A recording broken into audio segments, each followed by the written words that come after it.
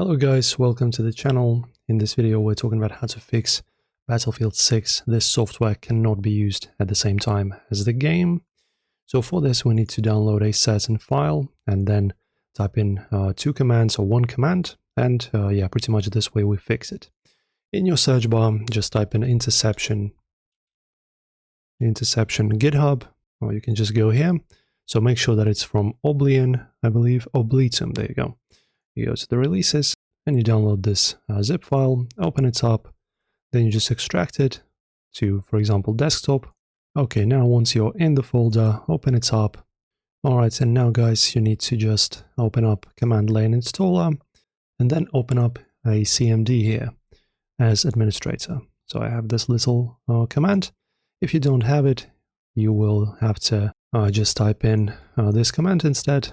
So cd, then your user profile, pretty much folder with your username, downloads, well, wherever you have this folder downloaded. In my case, it's just on desktop. So it's going to be your profile, desktop, interception, and this folder.